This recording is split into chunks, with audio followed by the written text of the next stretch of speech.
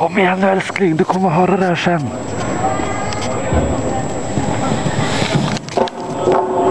Satan i helvete. Jag skulle aldrig sagt sådär. Hopp.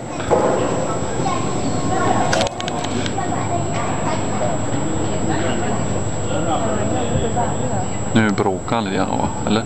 Nej. Undrar om man väger.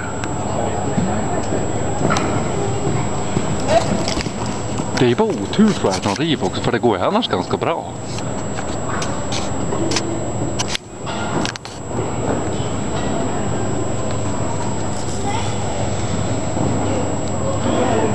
Hej!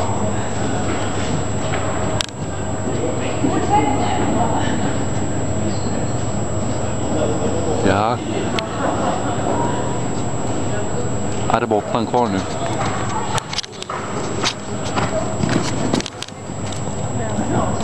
Kom igen nu.